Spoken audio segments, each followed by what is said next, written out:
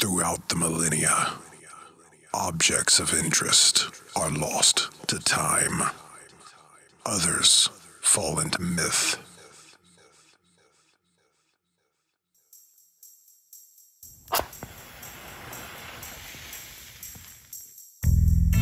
Items said to harness the capability of creation or possess the power to destroy entire worlds and everything in between.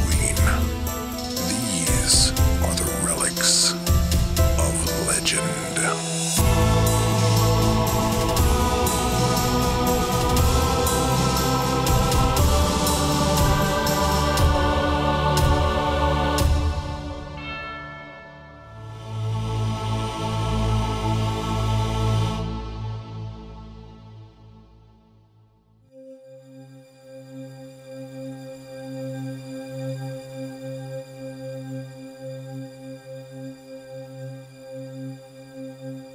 King Arbon ruled over the city of Khazar, a metalworking society rivaled by none in craftsmanship, ingenuity, and dexterity. The largest civilization on the planet Dendrite. For generations, King Arbon's family pushed innovations with a mastery that led the people to great prosperity and sustainability. No one went without, but everyone earned their keep. The city sat atop a mountain range that housed a majestic alloy deep within its crust. Farite was a mineral with countless properties, able to be heated and cooled to extreme temperatures. It could combine with many other elements. It was malleable in certain states and would maintain rigidity in others. Perfectly suitable for building housing establishments, from the size of cottages to elaborate castles, even the hardware and the furnishings. It was used in making weapons and other various military equipment, biocompatible and able to be used in everything from food to clothing. It was endlessly useful for all aspects of life, and it was thought to be abundant in quantity throughout the entire planet, at least for a time.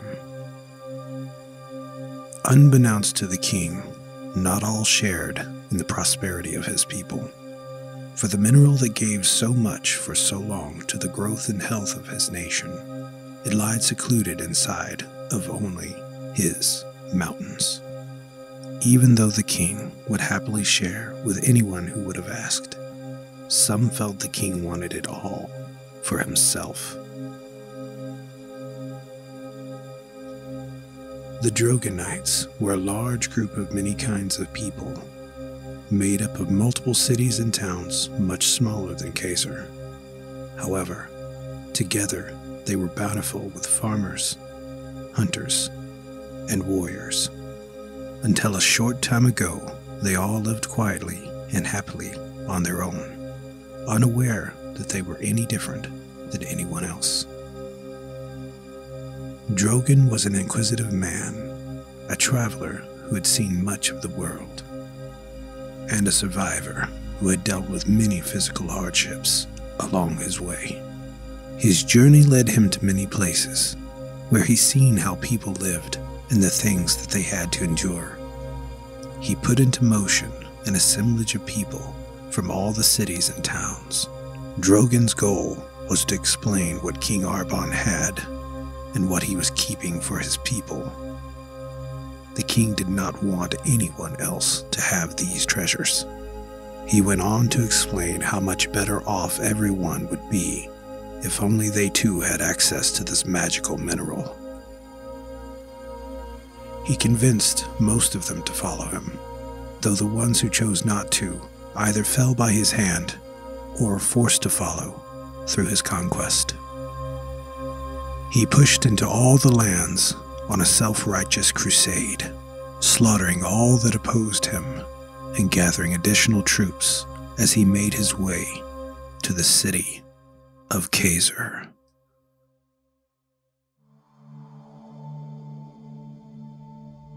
Years after the fall of the gates at Kaiser, the sorceress Endothe lies awake, staring into the night sky. It's a nightly routine she has grown all too familiar with. She is not afraid of the dark. She is not worried about anything attacking while she sleeps. No, instead, she always has the same thought. Where? With the dawn of each day, Endothe retraces each step from the day before. She has walked every street path in the entire city. She has searched through every home and shop in the markets. Not a room or hallway in the castle has been overlooked. Not a single thing is different, and no one is ever found. The only change to the place she called home is the beacon of light emitting from the front gate of the city. A constant reminder to her of her last call to action. A symbol of change that she still does not understand. As head of the council and right hand to King Arben, the sorceress Endothe served him just as she did his father and his father before him. She spent most of her life aiding in the growth and development of the great city and all its people. Until one day, a massive army arrived outside the city. Any attempt of diplomacy was rejected immediately.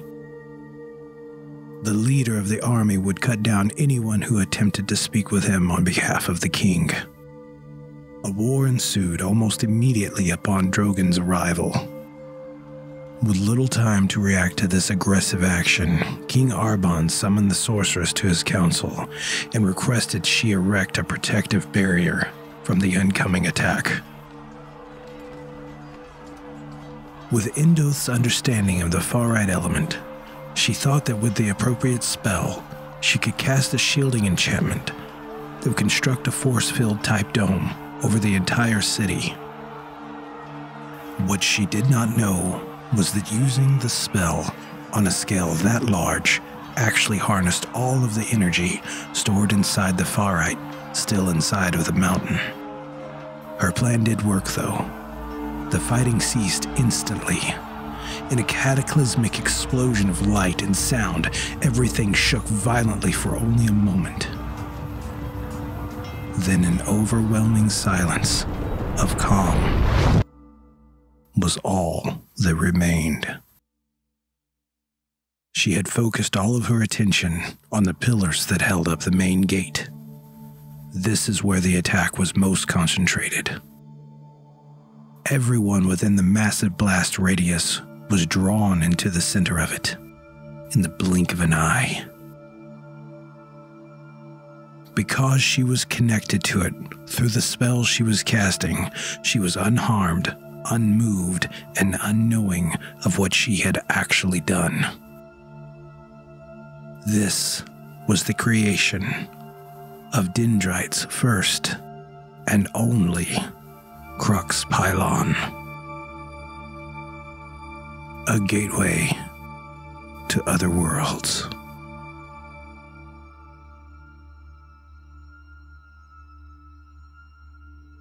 The sorceress Endothe lies awake, staring into the night sky. She always has the same thought. Where?